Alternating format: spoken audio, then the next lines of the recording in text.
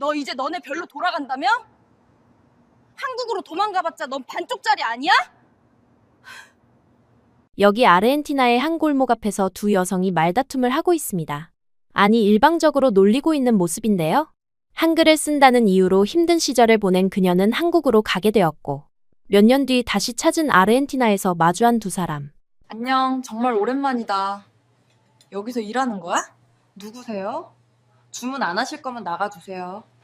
다시 찾은 그녀를 이악 물고 모른 척하는 그때 그 여성. 놀리던 기세는 어디 가고 이렇게 반응하는 걸까요? 몇 년 사이 대체 무슨 일이 있었던 건지 이야기 한번 들어보시죠. 구독과 좋아요는 감동블라썸 영상 제작에 큰 힘이 됩니다. 제 이름은 루시아 김이에요.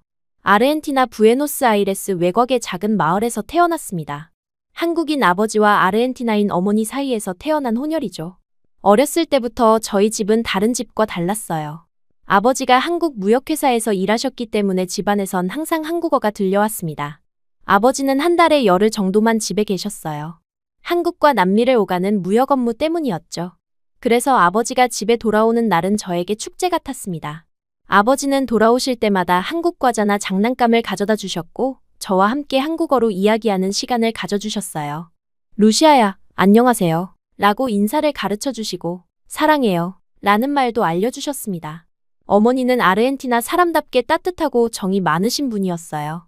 아버지가 없을 때면 항상 저와 함께 시간을 보내주셨고, 아버지가 가르쳐준 한국어를 제가 중얼거릴 때도 미소를 지으며 들어주셨습니다. 미야, 아빠가 가르쳐준 말이지? 라고 물어보시면서 관심을 보여주셨어요. 하지만 어머니도 한국어는 모르셨기 때문에 집에서 한국어를 나눌 수 있는 사람은 아버지뿐이었습니다. 저는 자연스럽게 한국어 단어들을 흥얼거리며 자랐어요. 혼자 놀 때도 안녕하세요, 감사합니다, 사랑해요 같은 말들을 중얼거렸습니다. 아버지가 사주신 한국 동화책을 보면서 글자를 따라 읽기도 했고, 제 방에는 한글로 된 이름표도 붙어 있었어요. 그때는 그 모든 것들이 제게 특별하고 소중한 보물처럼 느껴졌습니다. 하지만 학교에 다니기 시작하면서 상황이 달라졌어요. 친구들과 놀다가 무의식적으로 한국어가 튀어나올 때가 있었거든요. 처음에는 친구들이 신기해했습니다. 루시아, 그게 뭐야? 어떤 말이야? 라고 물어보곤 했어요. 저는 순진하게 아빠가 가르쳐준 한국어야 라고 대답했죠. 그런데 시간이 지나면서 친구들의 반응이 달라졌어요. 또 외계어하네. 무슨 말인지 모르겠어. 라는 말들이 나오기 시작했습니다. 처음엔 그냥 장난인 줄 알았는데 점점 비웃음의 뉘앙스가 강해졌어요. 특히 마리아라는 친구가 가장 심했습니다. 루시아는 이상한 소리만 해. 우리가 알아듣게 말해. 라고 했죠. 더 힘든 건 아버지에 대한 이야기였어요. 루시아 아빠는 항상 없잖아. 아빠 없는 애. 라는 말들이 제 마음에 깊은 상처를 남겼습니다. 아버지가 출장을 많이 다니신다고 설명해봐도 아이들은 이해하지 못했어요. 오히려 그럼 진짜 아빠가 아닌 거 아냐? 라고 되묻곤 했습니다. 학교에서 돌아온 후에는 항상 어머니에게 하루 있었던 일을 이야기했어요. 친구들이 제 한국어를 외계어라고 했다는 말을 했을 때 어머니는 안쓰러운 표정을 지으셨습니다. 미야, 아빠가 가르쳐준 건 특별한 거야. 다른 친구들이 모른다고 해서 이상한 게 아니야. 라고 위로해 주셨지만 어린 제게는 그 위로가 완전히 와 닿지 않았어요. 그래도 아버지가 돌아오시면 모든 게 괜찮아질 거라고 믿었습니다. 아버지와 함께 한국어로 대화하는 시간이 제게는 가장 행복한 순간이었거든요. 아빠, 오늘 학교에서 친구들이 제 한국어를 외계어라고 했어요. 라고 말하면 아버지는 제 머리를 쓰다듬으며 루시아의 한국어는 아름다운 언어야. 언젠가 친구들도 알게 될 거야. 라고 해주셨습니다. 하지만 아버지는 며칠 있으면 또 떠나셨어요. 그 빈자리가 점점 크게 느껴지기 시작했습니다. 혼자 남겨지는 시간이 많아질수록 친구들의 조롱이 더 아프게 다가왔어요. 아빠 없는 애가 이상한 말까지 해. 라는 말을 들을 때면 정말 화가 났습니다. 사춘기에 접어들면서는 아버지에 대한 감정이 복잡해졌어요. 왜 항상 저희를 두고 떠나시는 걸까 하는 원망이 생겼습니다. 어머니는 아빠가 우리를 위해 열심히 일하시는 거야. 라고 설명해 주셨지만 제게는 그냥 버림받는 기분이 들었어요. 혹시 아버지가 진짜 저를 버리려는 건 아닐까 하는 불안한 생각도 들었습니다. 친구들의 괴롭힘은 더 심해졌어요. 한국어 배워서 뭐해? 그런 거 배울 시간에 다른 공부나 해. 라는 말들이 계속 들려왔습니다. 마리아를 비롯한 몇몇 친구들은 제가 한국어를 쓸 때마다 일부러 못 알아듣는 척하거나 비웃곤 했어요. 또 시작이네. 우리는 지구인이야. 외계인이랑은 대화 안 해. 라는 말까지 나왔습니다. 그런 일들이 반복되면서 저는 점점 위축되어 갔어요. 한국어를 쓰는 것이 부끄럽게 느껴지기 시작했습니다. 아버지가 사주신 한국 동화책도 방구석에 쌓아두기만 했고 한글 이름표도 보기 싫어서 떼어버리고 싶었어요. 그런 것들이 친구들에게 놀림거리가 될까봐 두려웠습니다. 어느 날은 친구들과 함께 있다가 실수로 한국어가 나왔는데 마리아가 또 외계어네 라고 하면서 다른 친구들까지 웃게 만들었어요. 그 순간이 정말 창피하고 화가 났습니다. 집에 돌아와서 어머니에게 엄마, 저 한국어 배우기 싫어요 라고 말했어요. 어머니는 놀라시면서 왜 갑자기 그런 말을 해? 라고 물으셨습니다. 저는 그동안 쌓였던 모든 감정을 쏟아냈어요. 친구들이 저를 어떻게 놀리는지, 아버지가 없어서 얼마나 외로운지, 한국어 때문에 얼마나 힘든지 모든 걸 말했습니다. 어머니는 저를 꼭 안아주시면서 미아, 내가 특별해서 그런 거야. 그런 말들에 신경 쓰지 마 라고 위로해 주셨지만 제 마음은 쉽게 달래지지 않았어요. 아버지가 다음에 돌아오셨을 때는 제 태도가 많이 달라져 있었습니다. 예전처럼 반갑게 뛰어가지도 않았고 한국어로 대화하자고 하셔도 시큰둥하게 반응했어요. 아버지는 제 변화를 눈치채시고 루시아야, 무슨 일 있어? 라고 물으셨습니다. 저는 아버지에게 솔직하게 말했어요. 아빠, 전 한국어 싫어요. 친구들이 다 외계어라고 놀려요. 그리고 아빠는 항상 없어서 혼자 견뎌야 해요. 라고 했습니다. 아버지는 잠시 말없이 저를 바라보시더니 루시아야, 미안해. 아빠가 너무 일에만 신경 써서 내 마음을 몰랐구나. 라고 하셨어요. 그날 밤 아버지와 어머니가 방에서 오랫동안 이야기하시는 소리가 들렸습니다. 제 이야기를 하시는 것 같았어요. 다음 날 아침 아버지는 저에게 루시아야, 아빠가 앞으로 더 자주 집에 있을 수 있도록 노력할게. 라고 약속하셨습니다. 하지만 현실은 쉽게 바뀌지 않았어요. 아버지의 출장은 여전했고 친구들의 놀림도 계속되었습니다. 저는 점점 한국어와 거리를 두기 시작했어요. 집에서도 아버지와 스페인어로만 대화하려고 했고 한국어 공부는 완전히 포기해버렸습니다. 중학교에 올라가면서는 상황이 더 악화됐어요. 새로운 친구들도 금세 제가 한국어를 할 줄 안다는 걸 알게 되었고 역시나 신기해하거나 놀리는 반응을 보였습니다. 특히 남자아이들이 더 심했어요. 중국어야 일본어야? 쿵푸 할 줄 알아? 같은 말들을 던지며 놀렸습니다. 그 무렵 저는 정말 한국과 한국어가 싫어졌어요. 아버지를 원망하기도 했습니다. 왜 저에게 이런 짐을 지워주셨을까 하는 생각이 들었거든요. 평범한 아르헨티나 아이로 태어났다면 이런 고생은 하지 않았을 텐데 하는 생각도 했어요. 어느 날 학교에서 돌아오는 길에 동네 아이들이 저를 둘러싸고 외계인 루시아 라고 부르며 괴롭혔어요. 그때 정말 화가 나서 그만해 라고 소리쳤는데 그 순간 한국어로 화가 나는 말이 튀어나왔습니다. 아이들은 더 크게 웃으면서 봐, 또 외계어 나왔다 고 했어요. 집에 돌아와서 저는 제 방에 있던 한국 물건들을 다 치워버렸습니다. 동화책도 한글 포스터도 모두 상자에 넣어서 옷장 깊숙이 밀어 넣었어요. 그리고 거울을 보면서 나는 아르헨티나 사람이야. 한국인이 아니야 라고 중얼거렸습니다. 아버지가 그 다음에 돌아오셨을 때 제 방을 보시고는 루시아야, 한국 책들이 어디 갔어? 라고 물으셨어요. 저는 필요 없어서 치웠어요. 라고 냉정하게 대답했습니다. 아버지는 슬픈 표정을 지으셨지만 더 이상 묻지 않으셨어요. 그렇게 저는 한국어와 멀어져 갔습니다. 친구들 앞에서는 절대 한국어를 쓰지 않았고 집에서도 가급적 피했어요. 아버지와의 대화도 줄어들었습니다. 한국어로 말을 걸어오시면 스페인어로 대답했고 아버지도 점차 저에게 맞춰주셨어요. 하지만 마음 한구석에서는 항상 무언가 빈 것 같은 느낌이 들었습니다. 어릴 때 아버지와 나누던 따뜻한 한국어 대화들이 그리웠어요. 그때 행복했던 기억들도 함께 묻어버린 것 같아서 아쉬웠습니다. 고등학교에 올라가서도 상황은 크게 달라지지 않았어요. 새로운 환경에서도 결국 누군가는 제가 한국 혈통이라는 걸 알게 되었고 여전히 호기심이나 놀림의 대상이 되었습니다. 저는 그럴 때마다 전 그냥 아르헨티나 사람이에요. 한국어 못해요. 라고 잡아댔어요. 그런데 어느 날 집에서 전화벨이 울렸습니다. 아버지가 받으시더니 갑자기 표정이 밝아지셨어요. 통화를 마치시고는 저희 가족을 거실로 불러 모으셨습니다. 뭔가 중요한 이야기가 있다는 느낌이 들었어요. 아버지는 조심스럽게 입을 열으셨습니다. 루시아야, 엄마, 우리 한국으로 이사 가는 게 어떨까? 저는 깜짝 놀랐어요. 한국? 그 먼 나라로 간다고요? 아버지는 계속 설명하셨습니다. 회사에서 한국 본사로 발령이 났고 이제 가족 모두가 함께 한국에서 살 수 있게 되었다는 거였어요. 어머니는 놀라면서도 정말이야? 우리가 한국에서 살 수 있다고? 라고 물으셨습니다. 아버지는 고개를 끄덕이시며 그래, 이제 매번 헤어지지 않아도 돼. 라고 하셨어요.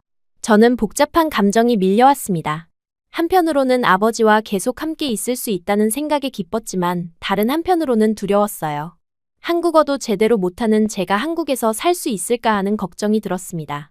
그동안 한국과 거리를 두려고 했는데 이제 정말 한국으로 가야 한다니 아이러니했어요. 아버지의 한국행 제안을 듣고 나서 며칠 동안 잠을 제대로 이루지 못했어요. 머릿속으로는 온갖 생각들이 복잡하게 얽혀 있었습니다. 한편으로는 아버지와 함께 살 수 있다는 기대감이 있었지만 다른 한편으로는 막연한 두려움이 더 컸어요. 어머니는 의외로 덤덤하게 받아들이셨습니다. 리아, 어차피 아빠 따라 이사 다니는 건 처음이 아니잖아. 라고 하시면서 이미 짐 정리를 시작하고 계셨어요. 어머니에게는 아버지가 있는 곳이 집이었거든요. 하지만 저에게는 그렇게 단순하지 않았습니다. 학교에 한국 이주 소식이 알려지자 친구들의 반응은 예상했던 그대로였어요. 마리아를 비롯한 몇몇 아이들은 결국 도망가는 거네 라고 비웃었습니다. 한국 가서 외계어나 실컷 라는 말도 들렸어요. 그동안 쌓인 상처 때문인지 그런 말들이 예전만큼 아프지는 않았지만 여전히 기분이 좋지 않았습니다. 오히려 몇몇 친구들은 부러워하기도 했어요. 한국 드라마 많이 봐서 가봤으면 좋겠다. K-팝 가수들 진짜로 볼 수 있겠네. 같은 말들이 나왔습니다. 그때 처음으로 한국에 대한 다른 시각이 있다는 걸 알았어요. 모든 사람이 한국을 무시하는 건 아니었구나 싶었습니다. 출국 준비를 하면서 가장 힘든 일은 제 물건들을 정리하는 것이었어요. 어린 시절부터 모아온 것들 중에 무엇을 가져갈지 정해야 했거든요. 그동안 치워두었던 한국 관련 물건들을 다시 꺼내보니 감정이 복잡했습니다. 아버지가 사주신 한국 동화책들, 한글 스티커들 그리고 한국 전통 인형도 있었어요. 어머니는 그것들도 가져가자 라고 하셨지만 저는 망설였습니다. 한국에 가서도 과거의 아픈 기억들을 가져가고 싶지 않았거든요. 하지만 결국 몇 개는 챙겼어요. 어쩌면 한국에서 필요할지도 모른다는 생각이 들었습니다. 공항으로 가는 날 아침, 저는 거울을 보며 스스로에게 다짐했어요. 이제 새로 시작하는 거야. 과거는 과거고 앞으로는 달라질 수 있어. 라고 중얼거렸습니다. 아버지는 평소보다 더 상기된 얼굴로 저희를 챙기고 계셨어요. 부에노스아이레스 공항에서 한국행 비행기에 오를 때까지도 실감이 나지 않았습니다. 정말 제가 한국으로 가는 건지 꿈 같았어요. 비행기 안에서 아버지는 저에게 한국에 대해 이런저런 이야기를 해주셨습니다. 루시아야, 한국은 정말 빠르게 변하는 나라야. 너도 금방 적응할 거야. 라고 격려해 주셨어요. 하지만 저는 여전히 불안했습니다. 한국어도 제대로 못하는데 어떻게 살아갈까 하는 걱정이 가장 컸어요. 그동안 일부러 외면했던 언어를 이제 다시 배워야 한다는 것도 부담스러웠습니다. 긴 비행 끝에 인천국제공항에 도착했을 때의 충격은 지금도 생생해요. 공항 자체가 하나의 도시 같았습니다. 깔끔하고 현대적인 시설들, 질서정연하게 움직이는 사람들, 그리고 모든 것이 체계적으로 운영되는 모습이 아르헨티나와는 완전히 달랐어요. 입국 심사를 받을 때 제 차례가 되어 여권을 내밀었는데 직원이 한국어로 뭔가 물어보시더라고요. 저는 당황해서 아무 말도 못했고 아버지가 대신 대답해 주셨습니다. 그 순간 제가 정말 외국인이 된 기분이었어요. 공항에서 나와서 택시를 타고 서울로 향하는 동안 창밖 풍경을 보며 또 한 번 놀랐습니다. 도로가 이렇게 깨끗하고 정돈될 수 있다는 게 신기했어요. 아르헨티나에서는 길에 구멍이 뚫려 있거나 신호등이 고장 난 곳도 많았는데 여기는 모든 게 완벽하게 작동하고 있었습니다. 그리고 밤인데도 거리에 여자들이 혼자 다니는 모습을 보고 깜짝 놀랐어요. 아르헨티나에서는 밤에 여자가 혼자 다니는 건 위험한 일이었거든요. 여기는 치안이 정말 좋구나 라는 생각이 들었습니다. 아버지가 마련해주신 집은 강남구에 있는 작은 아파트였어요. 우리나라 기준으로는 작았지만 시설이 정말 좋았습니다. 온돌 바닥난방, 현대적인 주방 그리고 무엇보다 온 집안이 깨끗했어요. 어머니는 여기서 살면 정말 편하겠다 라고 하시며 기뻐하셨습니다. 첫 며칠은 시차 적응하느라 힘들었어요. 아르헨티나와 한국은 시차가 12시간이나 차이 났거든요. 낮에 졸리고 밤에 잠이 안 와서 고생했습니다. 그 기간 동안 아버지는 회사 일로 바쁘셨지만 틈틈이 저희가 적응할 수 있도록 도와주셨어요. 생활에서 가장 어려웠던 건 역시 언어 문제였습니다. 마트에 가서 물건을 사려고 해도 직원들이 하는 말을 이해하기 어려웠어요. 어릴 때 배운 기초적인 한국어만으로는 일상생활이 불가능했습니다. 아버지가 없으면 어머니와 저는 항상 당황했어요. 어느 날 혼자 편의점에 갔다가 계산할 때 점원이 뭔가 물어보는데 못 알아듣겠더라고요. 당황해서 그냥 고개만 끄덕였는데 나중에 알고 보니 포인트 적립할 거냐고 묻는 거였습니다. 그런 일들이 반복되면서 한국어의 필요성을 절실히 느꼈어요. 그래서 한국어 공부를 다시 시작하기로 결심했습니다. 아버지에게 한국어 제대로 배우고 싶어요. 라고 말했어요. 아버지는 정말 기뻐하시며 그래, 이제 진짜 한국 사람이 되어보자. 라고 하셨습니다. 아버지는 저에게 한국의 역사와 문화에 대해서도 알려주기 시작했어요. 한국이 얼마나 빠른 속도로 발전해왔는지, 한국전쟁 이후 어떻게 이렇게 번영하게 되었는지 설명해 주셨습니다. 너의 할아버지 세대는 정말 어려운 시절을 보냈어. 그 분들의 희생이 있어서 지금의 한국이 있는 거야. 라고 하셨어요. 그런 이야기들을 들으면서 한국에 대한 인식이 조금씩 바뀌기 시작했습니다. 그냥 아버지의 고향이라고만 생각했는데 이렇게 치열하게 발전해온 나라였다는 게 놀라웠어요. 그리고 제가 그 일부가 될 수 있다는 것도 신기했습니다. 한 달 정도 지나니 어느 정도 생활 패턴이 잡혔어요. 아침에 일어나서 한국어 공부를 하고 오후에는 어머니와 함께 동네를 돌아다니며 한국 생활에 적응하려고 노력했습니다. 동네 아주머니들이 어머니를 보고 외국인인 줄 알고 영어로 말을 걸어오기도 했는데 그럴 때마다 재미있었어요. 저는 한국 사람처럼 생겼지만 말투나 억양에서 이방인 티가 났습니다. 특히 스페인어 억양이 섞여서 한국어를 할 때 어색했어요. 그래도 포기하지 않고 계속 연습했습니다. 드라마도 보고 뉴스도 들으면서 자연스러운 한국어를 익히려고 했어요. 몇 달 후에는 간단한 알바도 시작할 수 있었습니다. 온라인 콘텐츠 번역 일이었는데 스페인어와 한국어를 모두 할 수 있어서 가능한 일이었어요. 처음에는 서툴렀지만 점점 실력이 늘었습니다. 돈을 벌기 시작하니까 자신감도 생겼어요. 그 일을 계기로 작은 스타트업에서 일할 기회도 생겼습니다. 남미 시장 진출을 계획하던 회사에서 제 경험과 언어 능력을 필요로 했거든요. 비록 인턴 수준이었지만 정식으로 회사에 다니게 된 것이 뿌듯했어요. 회사에서 일하면서 한국의 빠른 업무 방식에 놀랐습니다. 모든 게 효율적이고 체계적이었어요. 아르헨티나에서는 시간 약속도 여유롭게 지키는 편이었는데 한국에서는 정확한 시간이 중요했습니다. 처음에는 적응하기 어려웠지만 점차 그런 문화가 좋다고 느껴졌어요. 직장 동료들도 처음에는 제가 외국인인 줄 알았다가 한국어를 할 줄 안다는 걸 알고는 신기해했습니다. 루시아 씨, 한국어 정말 잘해요. 라고 칭찬해주는 사람들도 있었어요. 그런 말들이 큰 격려가 되었습니다. 업무에서도 실력을 인정받기 시작했어요. 남미 시장에 대한 이해도가 높아서 마케팅 전략을 세울 때 제 의견을 많이 물어보더라고요. 그때 처음으로 제 정체성이 약점이 아니라 강점이 될 수 있다는 걸 깨달았습니다. 1년 정도 지나니 한국어도 많이 늘었고 한국 생활에도 완전히 적응했어요. 지하철을 타고 혼자서도 어디든 갈 수 있게 되었고 한국 친구들도 생겼습니다. 물론 아직도 완벽하지는 않았지만 일상생활에는 전혀 문제가 없었어요. 무엇보다 아버지와의 관계가 많이 개선되었습니다. 이제 매일 함께 있으니까 예전처럼 서운한 감정은 없어졌어요. 아버지도 제가 한국에 잘 적응하는 모습을 보고 정말 기뻐하셨습니다. 루시아야, 이제 정말 우리 딸 같다. 라고 하시며 웃으셨어요. 어머니도 한국 생활을 즐기고 계셨습니다. 동네 아주머니들과 친해져서 한국 요리도 배우고 한국 드라마도 함께 보셨어요. 한국 사람들 정말 친절하다. 라고 하시며 만족해 하셨습니다. 그날은 정말 바쁜 월요일 아침이었어요. 회사에서 남미 시장 진출 프로젝트 발표를 준비해야 했는데 자료가 생각보다 많아서 집에서 밤늦게까지 작업했습니다. 평소보다 1시간 늦게 일어났는데도 서두르지 않을 수 없었어요. 강남역 근처 횡단보도를 건너면서 핸드폰으로 회사 동료에게 메시지를 보내고 있었습니다. 프레젠테이션 자료에서 빠진 부분이 있어서 급히 수정사항을 전달하려고 했거든요. 그런데 그 순간 앞에서 걸어오던 사람이 갑자기 방향을 바꾸는 바람에 피하려다가 발을 헛디뎠어요. 넘어지면서 무릎이 바닥에 닿았는데 생각보다 아팠습니다. 스타킹도 찢어지고 무릎에서 피까지 났어요. 가방 속에 있던 서류들이 바람에 날아가고 핸드폰도 떨어뜨렸습니다. 순간 너무 당황스러워서 일어날 엄두도 못 냈어요. 그때 누군가 저에게 손을 내밀었습니다. 깔끔한 회색 셔츠에 검은색 슬랙스를 입은 남자였어요. 키가 꽤 크고 인상이 좋았습니다. 괜찮으세요? 도와드릴까요? 라고 영어로 물어봤어요. 아마 제 외모를 보고 외국인이라고 생각한 것 같았습니다. 그 순간 이상한 생각이 들었어요. 한국어로 대답하면 그냥 평범한 한국 사람이 되는데 외국인으로 있으면 더 특별하게 보일까? 그런 생각이 스쳐 지나갔습니다. 그리고 무엇보다 외국인이라고 생각해서 더 친절하게 도와주는 것 같았거든요. 저는 망설이다가 서툰 영어로 대답했어요. 아, 고마워요. 괜찮은 것 같아요. 라고 영어로 말했습니다.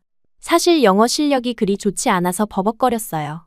그 남자는 제가 다친 무릎을 보고 걱정스러운 표정을 지었습니다. 피가 나고 있어요. 근처에 약국이 있는데 가볼까요? 라고 영어로 말하면서 바닥에 떨어진 제 서류들을 주워주었어요. 정말 친절했습니다. 저는 고마워하면서도 내심 당황했어요. 이렇게 거짓말을 시작해도 될까 싶었거든요. 약국에서 반창고를 사서 무릎에 붙이는 동안 그 남자는 계속 영어로 말을 걸어왔어요. 한국 여행 중이세요? 어느 나라에서 오셨어요? 라고 물었습니다. 저는 대충 얼버무리면서 아르헨티나에서 왔다고 했어요. 그러자 그분이 눈을 반짝이며 아르헨티나? 정말 대단해요. 축구 정말 좋아해요. 라고 영어로 말했어요. 축구 이야기가 나오니까 조금 더 편해졌습니다. 아르헨티나는 축구로 유명하니까 자연스러운 대화 소재였어요. 약국을 나오면서 그분이 자기 소개를 했습니다. 정연이라는 이름이었고 IT 회사에서 마케팅 일을 한다고 영어로 설명했어요. 그리고 커피 한잔 하실래요? 근처에 좋은 곳 알고 있어요. 라고 영어로 제안했습니다. 사실 회사에 늦을 시간이었지만 왠지 거절하기가 어려웠어요. 그리고 솔직히 말하면 호기심도 있었습니다. 외국인으로 보였을 때와 한국인으로 보였을 때 사람들이 저를 어떻게 다르게 대하는지 알고 싶었거든요. 카페에 들어가서 앉으니 정연 씨가 메뉴를 보여주면서 뭘 마실지 영어로 물어봤어요. 저는 간단히 아메리카노라고 했는데 그분이 한국 커피는 꽤 진해요. 괜찮으시겠어요? 라고 영어로 걱정해 주더라고요. 그런 세심한 배려가 인상적이었습니다. 커피를 마시면서 대화를 나누는데 정말 어색했어요. 영어로 말해야 하니까 하고 싶은 말을 제대로 표현하기 어려웠습니다. 그래서 핸드폰 번역 어플을 꺼내서 보여주면서 대화했어요.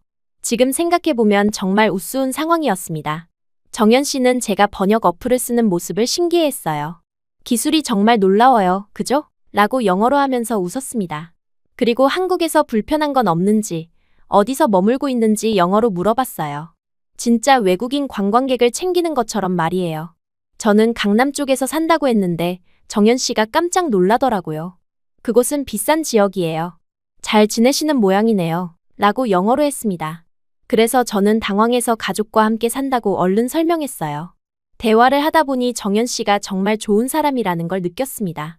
외국인인 제가 한국에서 어려운 점은 없는지 계속 물어보고 맛있는 한국 음식 추천도 해주고 가볼 만한 관광지도 알려주었어요. 그런 친절함이 진짜였어요. 1시간 정도 이야기하다가 저는 회사에 가야 한다고 했습니다. 정연 씨는 다시 만날 수 있을까요? 서울 구경시켜드리고 싶어요. 라고 영어로 제안했어요. 그 순간 정말 고민됐습니다. 이 거짓말을 계속해도 되는 건가 싶었거든요. 하지만 결국 연락처를 교환했어요. 정연 씨가 너무 좋은 사람 같았고 솔직히 말하면 오랜만에 누군가에게 이렇게 특별한 관심을 받는 기분이 좋았습니다. 한국에서 만난 사람들은 대부분 동료나 아는 사람들이었는데 이렇게 새로운 만남은 처음이었어요. 그날 오후 회사에서 일하면서도 계속 그 일이 생각났습니다. 프레젠테이션을 준비하면서도 자꾸 정연 씨가 떠올랐어요. 그리고 제가 왜 그런 거짓말을 했는지도 생각해봤습니다. 아마도 외국인으로 보일 때 받는 특별한 관심이 좋았던 것 같아요. 평소에는 그냥 평범한 한국 사람 중 하나였는데 외국인이라고 하니까 더 신경 써주고 친절하게 대해주는 느낌이었거든요. 그런 경험이 새로웠습니다. 며칠 후 정연 씨에게서 문자가 왔어요. 어떻게 지내세요? 이번 주말에 경복궁 구경하러 갈래요? 라고 영어로 제안했습니다. 경복궁을 구경하자는 제안이었어요. 저는 고민 끝에 좋다고 답했습니다. 주말에 경복궁에서 만나서 함께 구경했어요. 정연 씨는 한국의 역사와 문화에 대해 영어로 자세히 설명해 주었습니다. 제가 정말 외국인이라고 생각하고 열심히 가이드 역할을 해주는 모습이 고마웠어요. 하지만 동시에 죄책감도 들었습니다. 궁궐을 구경하면서 정연 씨가 한국 문화 어떠세요? 아르헨티나와 많이 다르죠? 라고 영어로 물었어요. 저는 번역기를 보면서 네, 정말 아름다워요. 역사가 깊은 것 같아요. 라고 대답했습니다. 사실 한국어로 하고 싶은 말이 훨씬 많았지만 참아야 했어요. 그날 점심도 함께 먹었는데 정연 씨가 한국 음식에 대해서도 친절하게 설명해 주었습니다. 이건 비빔밥이에요. 한국의 전통 음식이죠. 라고 영어로 말하면서 먹는 방법까지 알려주었어요. 저는 이미 알고 있는 음식이지만 처음 보는 척해야 했습니다. 두 번째 만남에서는 홍대 근처로 갔어요. 정연 씨가 젊은 사람들이 많은 곳을 보여드리고 싶어요. 라고 영어로 했거든요. 홍대 거리를 걸으면서 버스킹 공연도 보고 카페에서 커피도 마셨습니다. 그런데 그날 카페에서 정말 당황스러운 일이 일어났어요. 옆 테이블에 앉은 사람들이 스페인어로 대화하고 있더라고요. 정연 씨가 저 사람들도 외국인인가 봐요. 어느 나라 말인지 알아요? 라고 영어로 물었습니다. 저는 순간 머리가 하얘졌어요. 스페인어라고 말하면 왜 아는지 의심할 텐데 모른다고 하자니 거짓말이 더 커지는 것 같았거든요. 결국 스페인어 같아요. 라고 애매하게 대답했습니다. 정연 씨는 그럼 소통할 수 있겠네요. 아르헨티나도 스페인어 쓰잖아요. 라고 영어로 말했어요. 저는 더 당황해서 네. 하지만 지역마다 억양이 달라서 잘 못 알아들어요. 라고 변명했습니다. 세 번째 만남에서는 명동에 갔어요. 정연 씨가 쇼핑을 좋아하는지 물어보길래 좋아한다고 했거든요. 명동 거리를 함께 걸으면서 이런저런 이야기를 나눴는데 그때부터 정연 씨에 대한 마음이 조금씩 생기기 시작했어요. 정연 씨는 정말 배려심이 많은 사람이었습니다. 제가 외국인이라고 생각해서 메뉴판을 읽어주기도 하고 길을 잃을까봐 항상 제 옆에서 안내해 주었어요. 불편한 건 없어요? 뭔가 필요한 거 있으면 언제든 말해요. 라고 영어로 자주 물어봤습니다. 그런 친절함이 진심이라는 걸 느낄 수 있었어요. 단순히 외국인에 대한 호기심이 아니라 정말로 저라는 사람에게 관심을 가져주는 것 같았습니다. 그런데 그럴수록 죄책감이 더 커졌어요. 네 번째 만남에서는 한강공원에 갔어요. 정연 씨가 한강은 서울의 상징 같은 곳이에요. 여기서 치킨과 맥주를 먹는 게 한국 사람들의 취미죠. 라고 영어로 설명해 주었습니다. 우리도 치킨을 주문해서 함께 먹었어요. 한강에서 야경을 보면서 정연 씨가 한국 생활 어때요? 적응하기 어렵지 않아요? 라고 영어로 물었어요. 저는 번역기를 보면서 처음엔 어려웠는데 좋은 사람들을 만나서 괜찮아졌어요. 라고 대답했습니다. 그때 정연 씨가 웃으며 좋은 사람들이라니 누구를 말하는 거예요? 라고 영어로 물었어요. 저는 얼굴이 빨개지면서 정연 씨 같은 분들이요. 라고 작은 목소리로 말했습니다. 그 순간 정연 씨의 표정이 조금 달라졌어요. 뭔가 진지해진 것 같았습니다. 루시아 씨, 저도 당신을 만나서 정말 좋아요. 라고 영어로 말했어요. 그때 처음으로 이게 단순한 친절이 아니라는 걸 느꼈습니다. 다섯 번째 만남은 강남역 근처 카페에서였어요. 평소보다 대화가 더 깊어졌는데 정연 씨가 자신의 일과 꿈에 대해서도 이야기해 주었습니다. 저는 언젠가 해외에서 일해보고 싶어요. 다른 문화를 경험하면서 배우고 싶거든요. 라고 영어로 말했어요.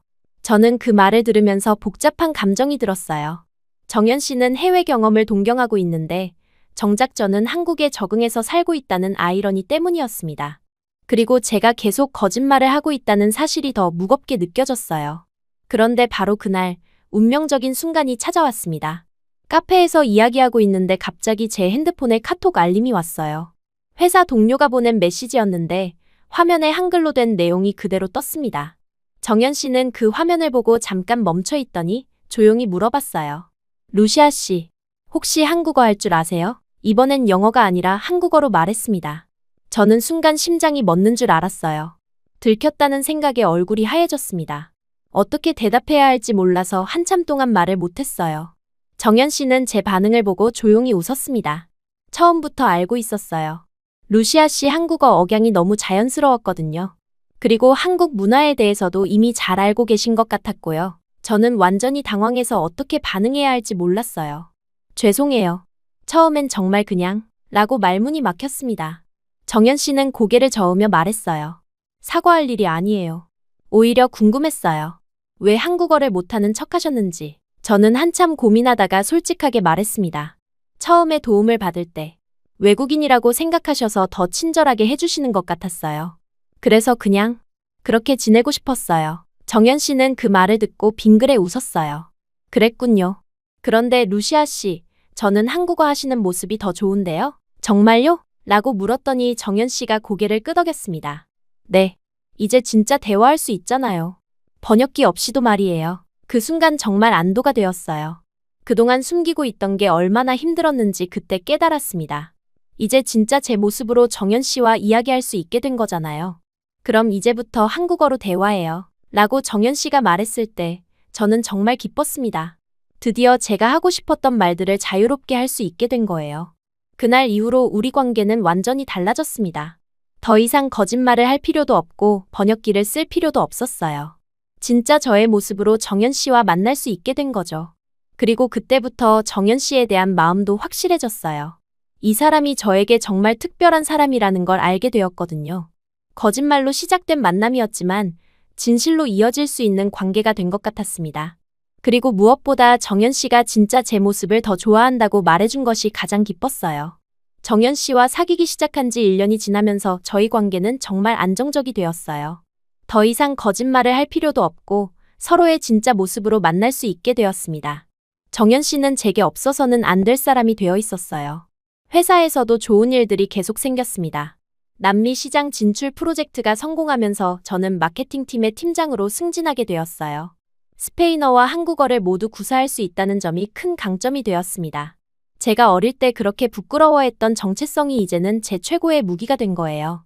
정연 씨는 제 성공을 누구보다 기뻐해 주었습니다. 승진 파티를 열어주기도 하고 힘든 일이 있을 때마다 항상 곁에서 응원해 주었어요. 루시아야, 너 정말 대단해. 이제 진짜 한국에서 자리 잡은 것 같아. 라고 말해주곤 했습니다. 저희는 자연스럽게 SNS에 일상을 공유하게 되었어요. 한국의 예쁜 카페에서 찍은 사진, 정연 씨와 함께 여행 간 곳들, 회사에서의 성과들을 올렸습니다. 별다른 의도는 없었는데 그냥 행복한 순간들을 기록하고 싶었거든요. 그런데 어느 날부터 아르헨티나 친구들의 댓글이 달리기 시작했어요. 처음에는 와, 루시아 잘 지내네 같은 긍정적인 반응들이었습니다. 하지만 시간이 지나면서 톤이 달라졌어요. 허세 장렬이네. 한국 가더니 완전 딴 사람이 됐네. 우리 앞에서는 그렇게 소심했으면서 같은 댓글들이 달리기 시작했습니다. 특히 마리아를 비롯한 예전 친구들이 그런 말들을 했어요. 처음에는 그런 댓글들을 보고 상처받았습니다. 과거의 아픈 기억들이 다시 떠올랐거든요. 어릴 때 받았던 상처들, 외계어라고 놀렸던 기억들이 고스란히 되살아났어요. 하지만 이번에는 달랐습니다. 예전에 저라면 위축되고 SNS 활동도 중단했을 텐데 이제는 그런 말들에 흔들리지 않을 자신감이 생겼어요. 한국에서 성공적으로 자리 잡은 제 모습을 보면서 자존감도 많이 높아졌거든요. 정연 씨에게 그런 댓글들에 대해 이야기했을 때 그는 제 어깨를 토닥이며 말했습니다. 루시아야, 그런 사람들은 내가 성공하는 게 부러운 거야. 신경 쓰지 마. 어느 날 저녁 정연 씨와 한강을 걸으면서 이야기하고 있었는데 갑자기 그가 말했어요. 루시아야, 아르헨티나 한번 가보자. 저는 깜짝 놀랐습니다. 정말요? 아르헨티나를 왜 가려고 해요? 너의 고향이잖아. 나도 궁금하고 내가 어떤 곳에서 자랐는지 보고 싶어. 그리고 정연 씨는 잠시 말을 멈추더니 미소를 지었어요. 너의 진짜 무대가 어디인지도 궁금해. 그 말을 듣고 마음이 뭉클했습니다. 정연 씨는 항상 저를 이해하려고 노력해주는 사람이었어요. 제 과거와 상처까지도 함께 나누고 싶어 하는 모습이 고마웠습니다. 하지만 솔직히 말하면 두려운 마음도 있었어요. 한국에서의 제 모습과 아르헨티나에서의 과거 모습이 너무 달랐거든요. 정연 씨가 제 과거를 보고 실망하지는 않을까 하는 걱정도 있었습니다. 정말 가고 싶어요? 라고 다시 물어봤더니 정연 씨는 확신에 찬 목소리로 대답했어요. 응, 정말 가고 싶어. 너와 함께라면 어디든 좋아. 그렇게 해서 아르헨티나 여행을 계획하게 되었습니다. 회사에서 휴가를 내고 항공편을 예약했어요. 부모님께도 정연 씨를 소개드릴 겸 미리 연락을 드렸습니다. 출발 전날 밤, 저는 잠이 잘 오지 않았어요. 3년 만에 고향으로 돌아가는 것이었거든요. 그 사이에 제 인생이 완전히 바뀌어 있었습니다. 비행기 안에서 정연 씨는 아르헨티나에 대해 이것저것 물어봤어요. 음식은 어때? 날씨는 어떨까? 루시아 어릴 때 이야기도 더 듣고 싶어. 같은 질문들이었습니다. 그런 관심이 고마우면서도 부담스럽기도 했어요. 부에노스아이레스 공항에 도착했을 때의 감정은 복잡했습니다. 익숙한 스페인어가 들리고 라틴 음악이 흘러나오고 아르헨티나 특유의 활기찬 분위기가 느껴졌어요. 그리운 마음과 동시에 낯선 느낌도 들었습니다. 공항에서 나오자마자 느낀 건 제가 완전히 달라져 있다는 것이었어요. 한국에서 입던 옷차림, 들고 다니는 가방, 심지어 걸음걸이까지 3년 전의 제 모습과는 완전히 달랐습니다. 택시를 타고 시내로 향하면서 정연 씨는 신기해했어요. 와, 건물들이 정말 화려하네. 한국과는 완전히 다른 느낌이야. 라고 말했습니다. 저는 창밖을 보면서 변하지 않은 고향의 모습에 묘한 감정을 느꼈어요. 호텔에 체크인을 하고 나서 동네를 둘러보기 시작했습니다. 제가 어릴 때 살던 집도 구경하고 다니던 학교도 보여줬어요. 정연 씨는 여기서 루시아가 자랐구나 라며 관심 깊게 둘러봤습니다. 하지만 진짜 문제는 집 밖에서 시작되었습니다. 다음날 동네를 구경시켜주려고 정연 씨와 함께 나갔는데 길에서 예전 동네 사람들을 만나게 되었어요. 루시아야 라고 부르는 소리에 돌아보니 고등학교 때 같은 반이었던 친구들이었습니다. 저는 인사를 했는데 그들의 시선이 제 옷차림과 정연 씨에게 계속 머물렀어요. 와, 루시아 완전 달라졌네. 옷도 비싸 보이고 라는 말이 나왔습니다. 그리고 정연 씨를 보더니 혹시 한국 사람이야? 라고 물어봤어요. 정연 씨가 간단히 인사를 하자 친구들은 더 관심을 보였습니다. 우와, 진짜 한국 사람이네.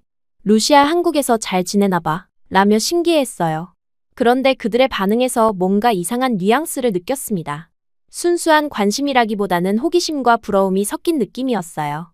한국에서 얼마나 벌어? 같은 직접적인 질문도 나왔습니다. 길을 걷다가 또 다른 사람들과 마주쳤어요. 예전에 저를 놀렸던 아이들 중 일부였습니다. 그들도 저를 알아보고는 놀란 표정을 지었어요. 루시아?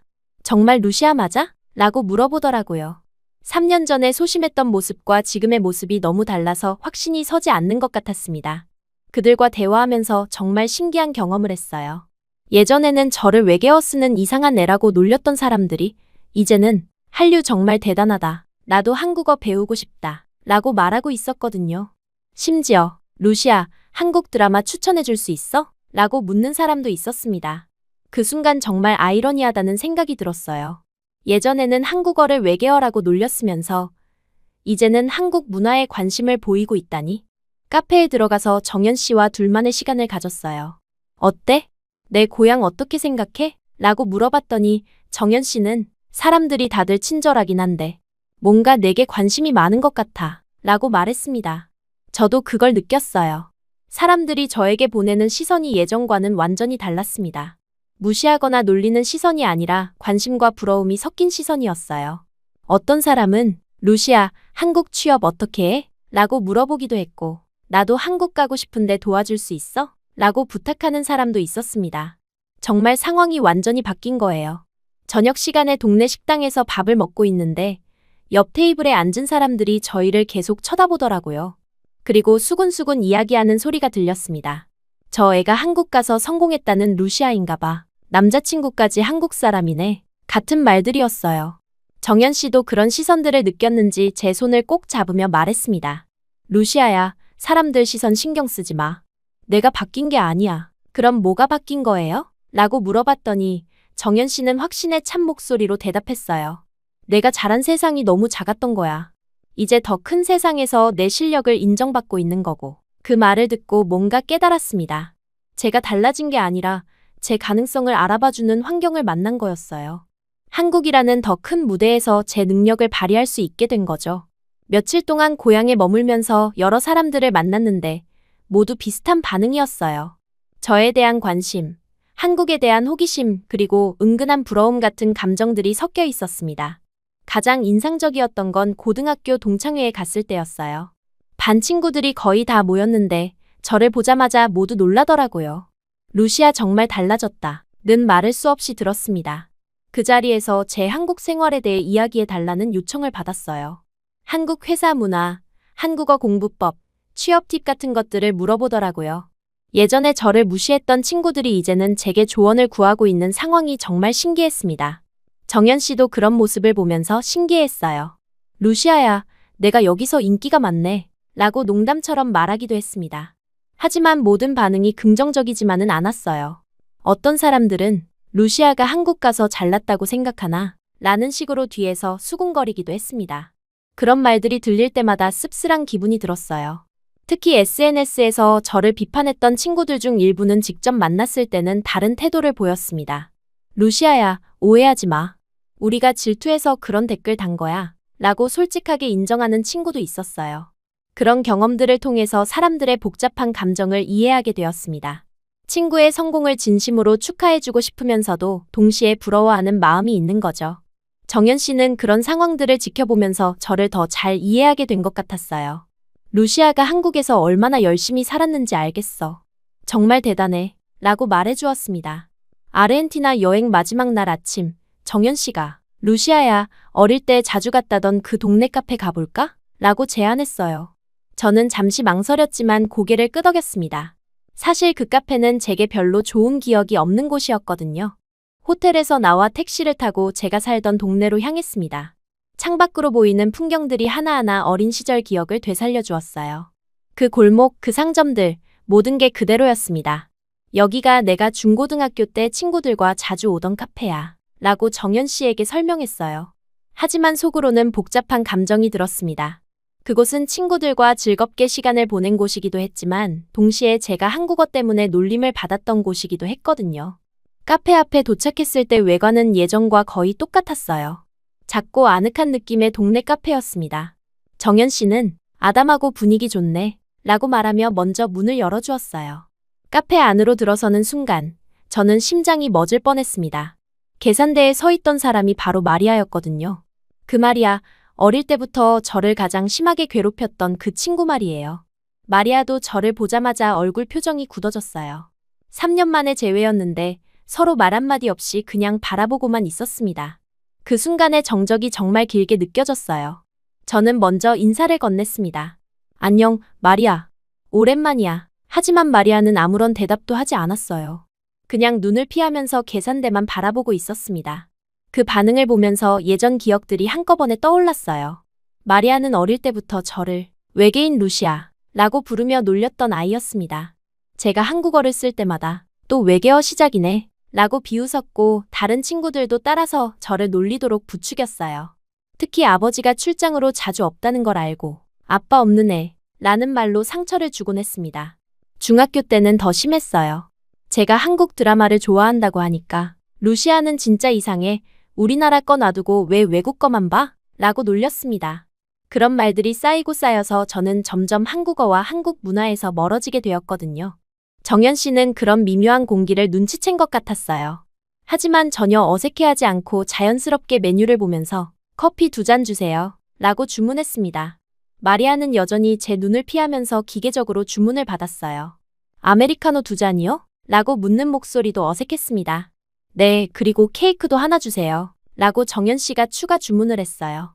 그 순간 정연 씨가 저를 향해 윙크를 했는데 뭔가 계획이 있는 것 같았습니다.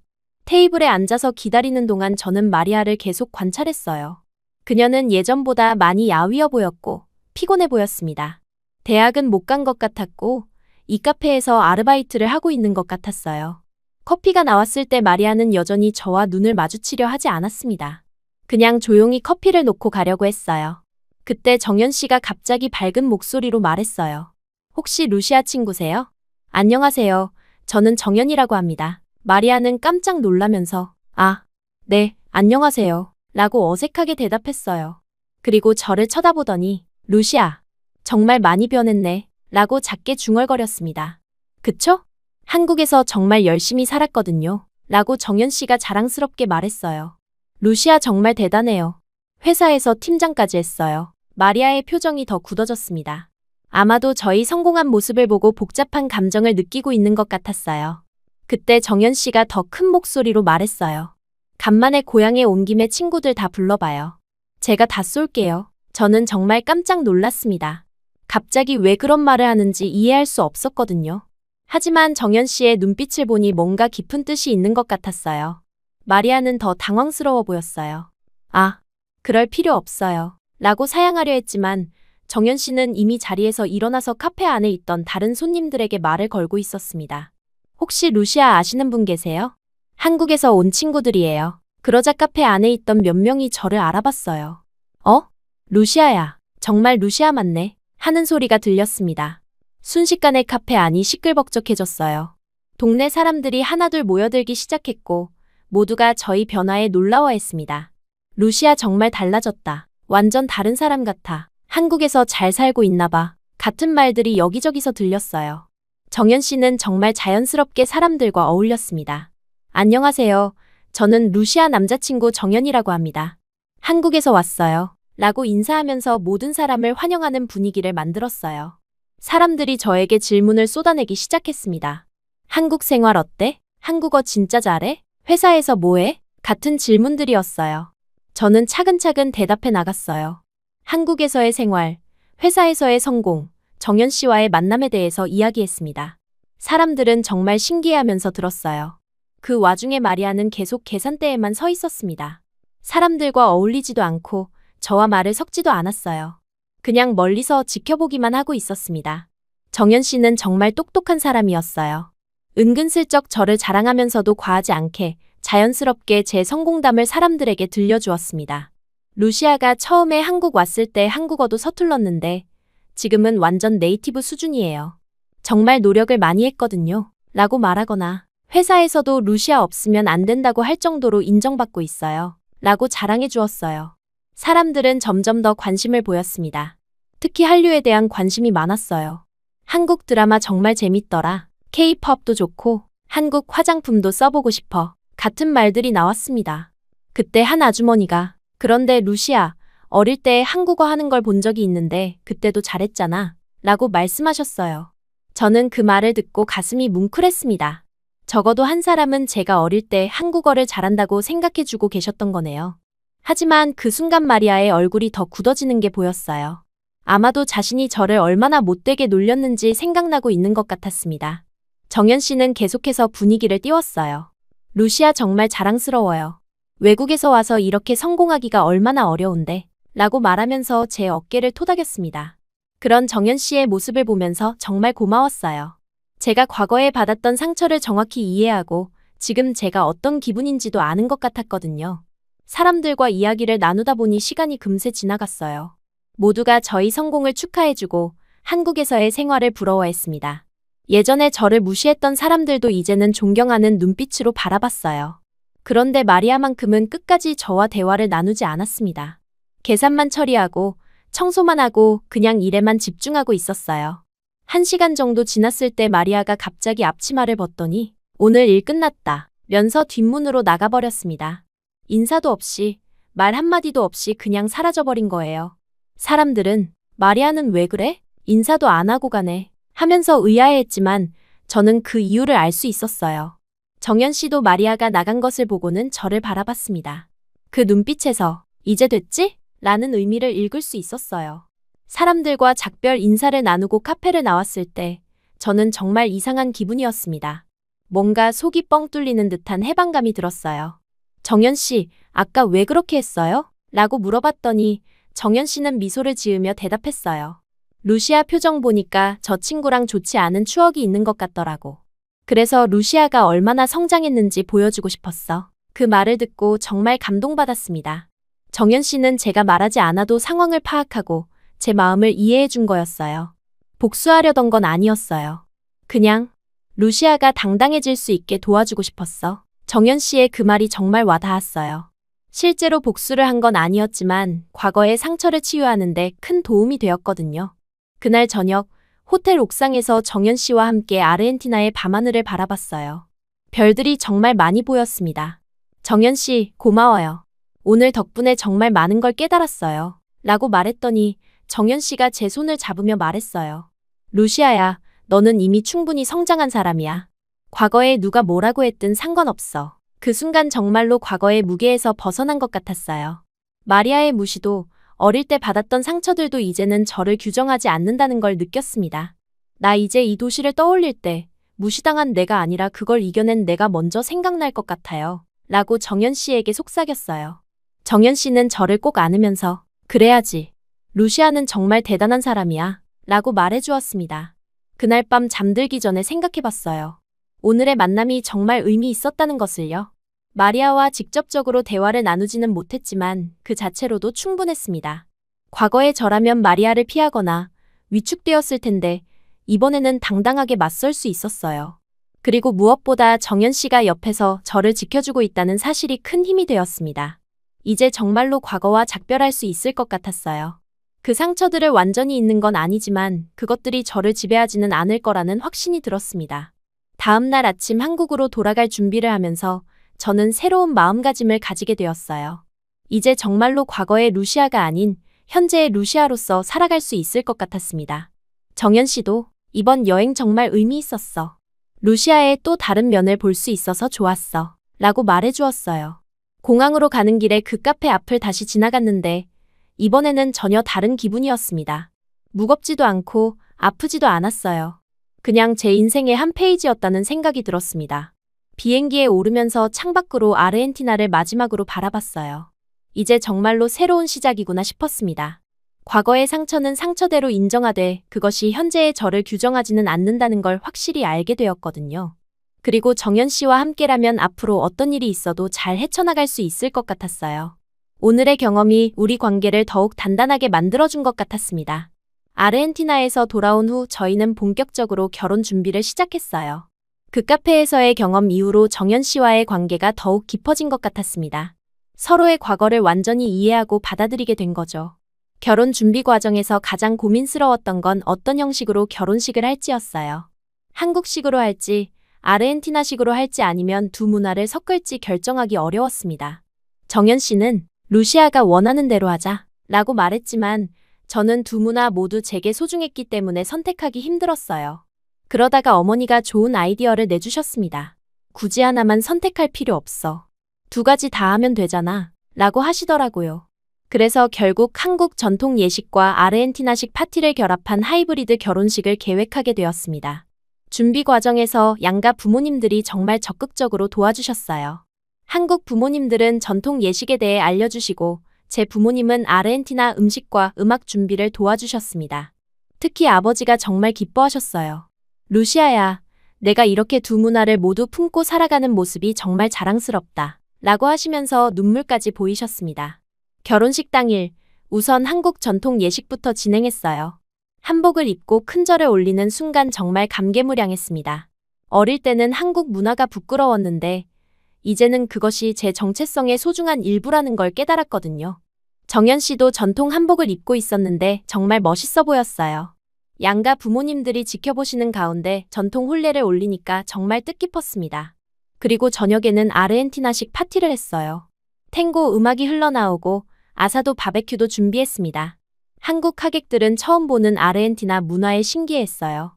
가장 특별했던 건 아르헨티나에 있는 친구들과 가족들이 화상통화로 참여한 것이었습니다. 시차 때문에 새벽 시간이었는데도 많은 분들이 접속해서 축하해 주셨어요.